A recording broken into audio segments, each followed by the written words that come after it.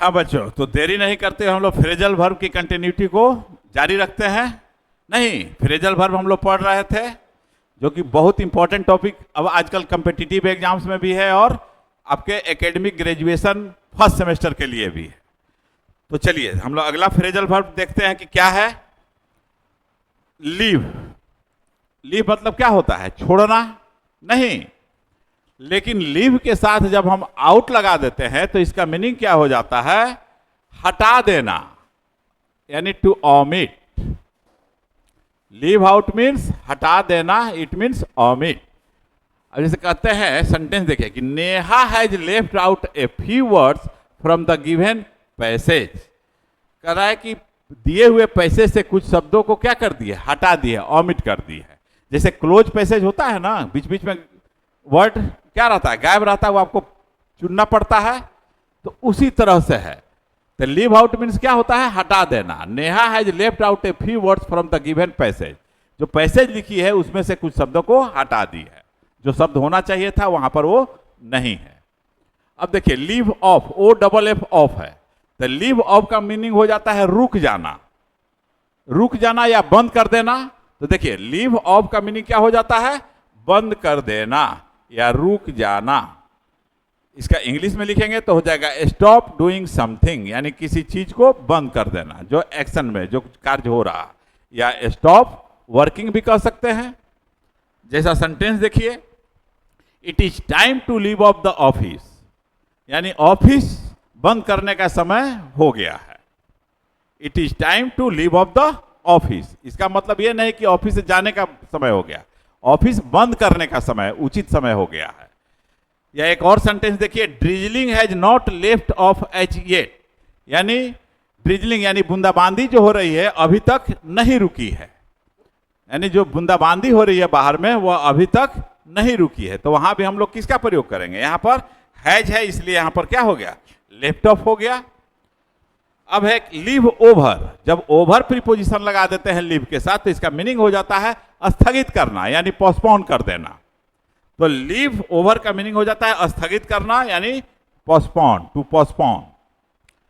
जैसे देखिए, this dispute can be left over until they meet again, यानी इस जो झंझट हो रहा है, डिस्प्यूट हो रहा है, उसको अभी पोस्टपोन कर दिया जाए जब तक वो लोग फिर से नहीं मिल जाते हैं। नहीं, दिस डिस्प्यूट, डिस्प्यूट मतलब क्या होता है? झगड़ा, कलह। This dispute can be left over until they meet again, जब तक वे लोग फिर से नहीं मिल जाएंगे तब तक इस झंझट को क्या किया जाए? पोस्टपोन कर दिया जाए, इस बात को हटा दिया जाए, छोड़ दिया जाए। ठीक है। अब देखिए, अब देखते हैं नेक्स्ट क्या है। नेक्स्ट है ब्रिंग। ब्रिंग मतलब क्या होता है? लाना। नहीं, ब्रिंग का शाब्दिक अर्थ क्या होता है? ब्रिंग वर्ब का, इस ब्रिंग का मीनिंग क्या होता है? लाना। लेकिन जब ब्रिंग में हम लोग लगा देते हैं प्रीपोजिशन अप, तो ब्रिंग अप का मीनिंग हो जाता है पालन पोषण करना। क्या हो जाता है? पालन पोषण करना, यानी टू रियर। रियर मतलब पालन पोषण करना। सेंटेंस देखिए, Smita has brought up 2 children. Smita ने 2 बच्चों की पालन पोषण की है। उसी तरह से ब्रिंग में जब हम अबाउट लगा देते हैं तो इसका मीनिंग हो जाता है किसी कार्य को संपादित करना या घटित करना, यानी कॉज टू हैपन। क्या होता है? कॉज टू हैपन, यानी किसी कार्य को संपादित करना। अब सेंटेंस देखिए कि wrong decisions often bring about failures.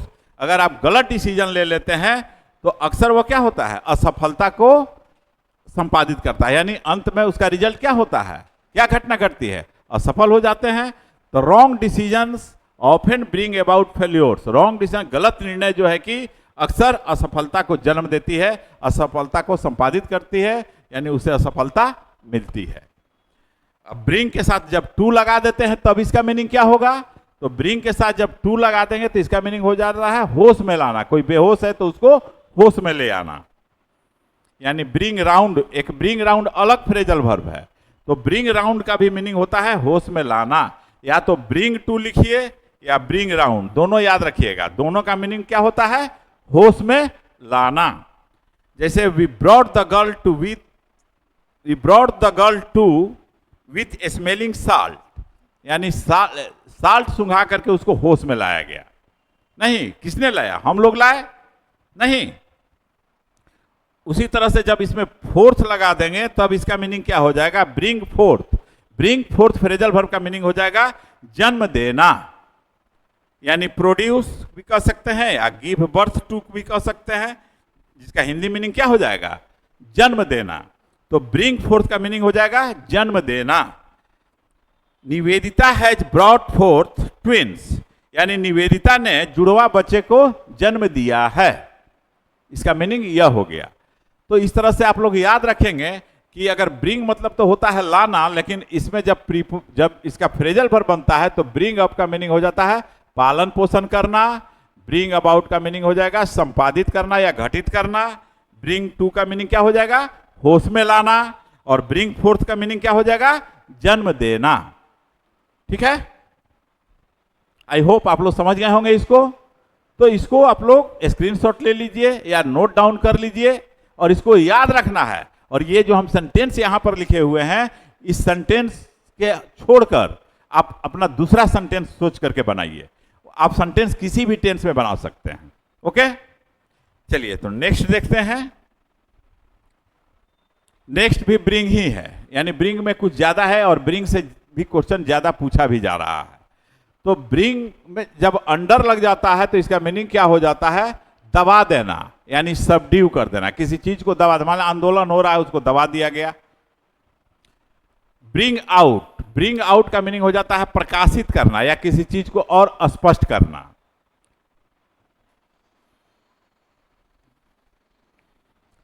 और एक है ब्रिंग डाउन। ब्रिंग डाउन का मतलब क्या हो जा रहा है? गिरा देना या तख्ता पलट देना। नहीं, तो उसका ब्रिंग डाउन का मीनिंग क्या हो जाएगा? गिराना या तख्ता पलटना, यानी ओवरथ्रो। ठीक है, तो ब्रिंग अंडर से देखिए सेंटेंस क्या है कि the government brought the farmers रिवेल under. तो देखिए ब्रॉट यहां है और अंडर यहां है, क्योंकि यह ट्रांजिटिव वर्ब है तो ऑब्जेक्ट को इस वर्ब के ठीक बाद लाएंगे और प्रीपोजिशन को बाद में ले जाएंगे। ठीक है, तो गवर्नमेंट ने फार्मर्स के आंदोलन को क्या कर दिया? दबा दिया। ब्रिंग आउट मतलब प्रकाशित करना या स्पष्ट करना। Gyanda publishers will bring out my new books in 2025। हमारी कुछ नई किताबें आने वाली है। खैर एनीवे, यहां मीनिंग देखिए, ज्ञानदा पब्लिशर जो है कि क्या प्रकाशित करेगी? 2025 में मेरी नई किताबों को प्रकाशित करेगी। अभी जैसा कि आप लोग जानते हैं कि परफेक्ट कॉम्पिटिटिव इंग्लिश जो है ज्ञानदा पब्लिकेशन से ही आता है, ज्ञानदा पब्लिशर से ही आता है। परफेक्ट कॉम्पिटिटिव इंग्लिश जो कि सारे एग्जामिनेशन का कवरेज उसमें दिया हुआ है। इससे बहुत सारे टीचर्स पढ़ करके पढ़ा भी रहे हैं पूरे हिंदुस्तान में हमारे। इसके अलावा बहुत सारे विद्यार्थी इसको पढ़ करके, समझ करके, प्रैक्टिस कर करके बहुत सारे jobs, government jobs, private sectors में भी गए हैं। जब ऑफलाइन में बहुत सारे विद्यार्थी हमसे पढ़ करके, हम पढ़ाते भी हैं तो इसी बुक से प्रैक्टिस कराते हैं, जिसका नाम है, अगर नहीं जानते हैं तो जान लीजिए, परफेक्ट कॉम्पिटिटिव इंग्लिश।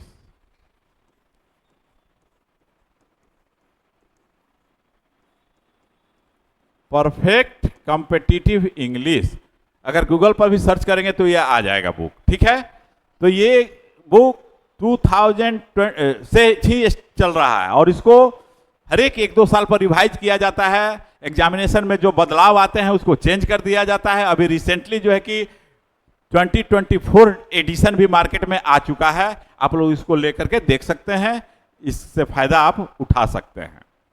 ठीक है, अब देखिए, अब यहां पर एक और एग्जाम्पल दिया हुआ है कि I brought out the meaning of this poem.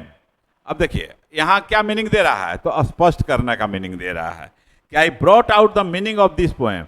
मैंने इस पोएम के, इस कविता के अर्थ को क्या किया? और क्लियर किया, स्पष्ट किया।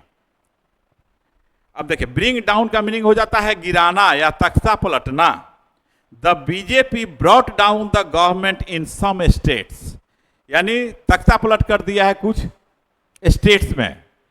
नहीं, जैसा कि अभी देख रहे हैं कि हवा बहने लगी है झारखंड की भी।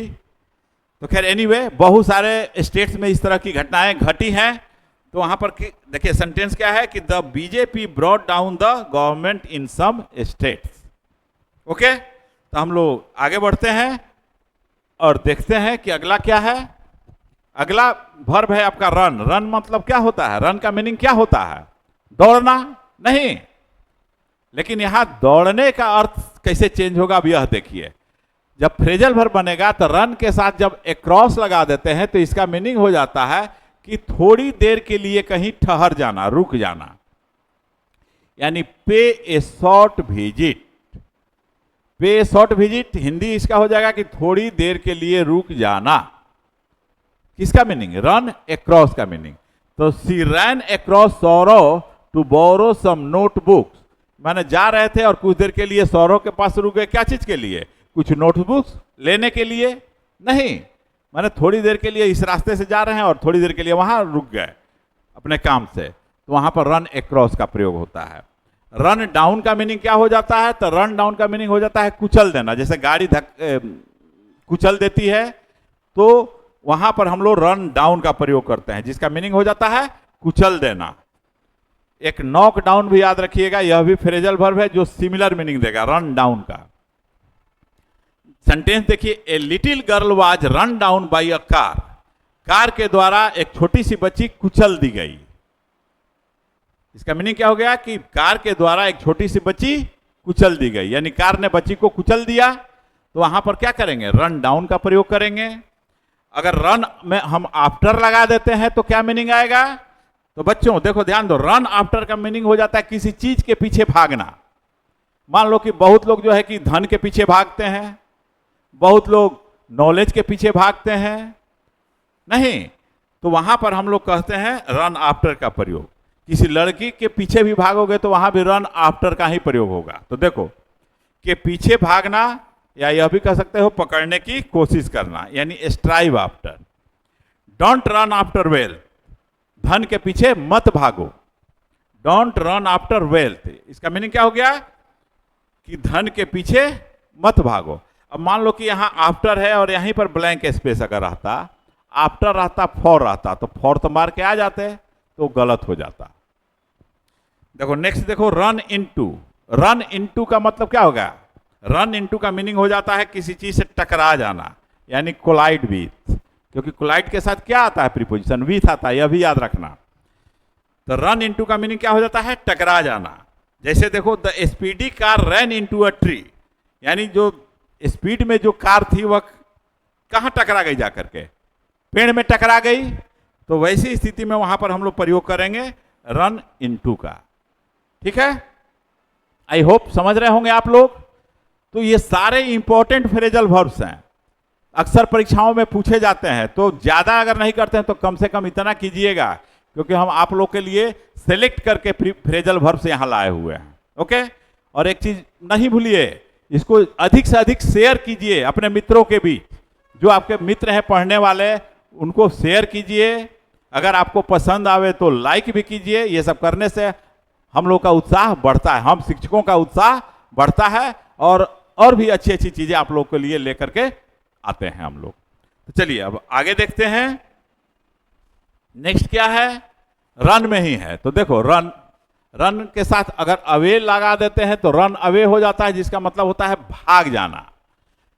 जैसे the criminal ran away to see the police, अपराधी जो है कि पुलिस को देख करके भाग गया। रन ओवर का मीनिंग एक और होता है रौंद डालना। देखो रौंद डालने के लिए एक और था कुचलना, कहां है? यहां ध्यान देना, तो दोनों को याद रखना।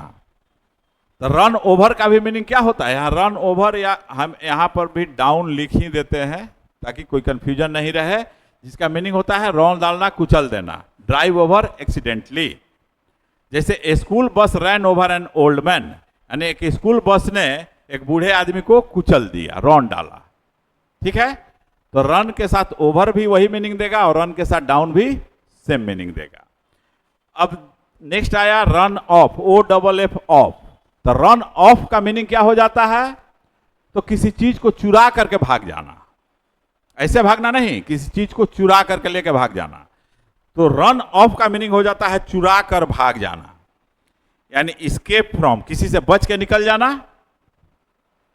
The treasurer ran off with all the money, treasurer जो खजांची जो है सारे पैसों के साथ क्या गया, भाग गया, यानी पैसा चुरा करके भाग गया, गायब हो गया।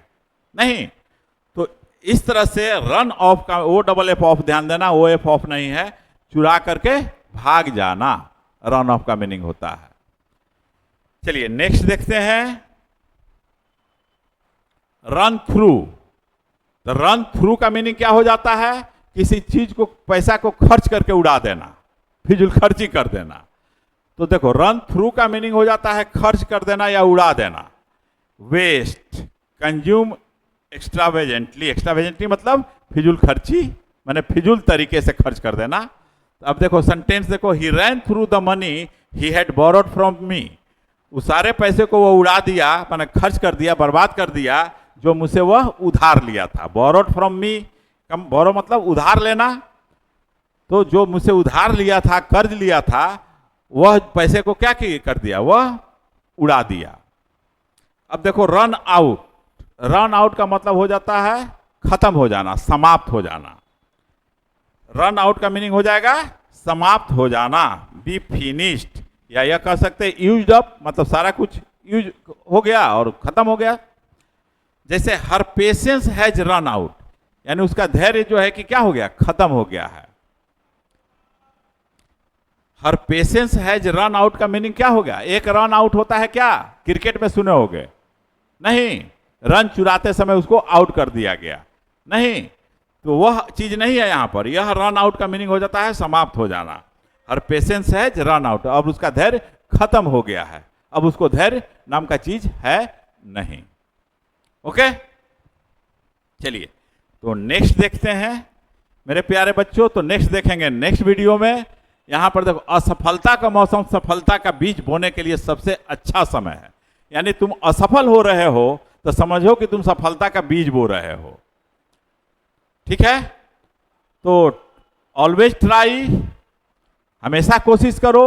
ऐसा नहीं कि एक एग्जाम में नहीं हुआ, दूसरे एग्जाम में नहीं हुआ तो अपना धैर्य खो दो। धैर्य नहीं खो, क्योंकि किसी ने कहा है कि असफलता का मौसम सफलता का बीज बोने के लिए सबसे अच्छा समय है। सबसे अच्छा समय, तुम असफल हो रहे हो इसका मतलब सफलता के तुम नजदीक जा रहे हो। तो इसलिए बच्चों धैर्य मत खो, डोंट लूज योर पेशेंस, और जो है कि एकदम बी पॉजिटिव, पॉजिटिव बने रहो। आज न कल तो रिजल्ट आना ही है, जॉब मिलना ही है।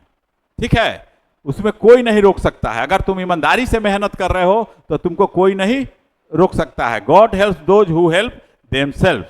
लेकिन अब तुम जो है कि लापरवाही करोगे तो वैसी स्थिति में तो फिर दिक्कत हो जाएगा, क्योंकि तुमको अगर असफलता मिल रही है यानी सफलता के तुम और करीब जा रहे हो। Okay, that's all today, wish you all the best.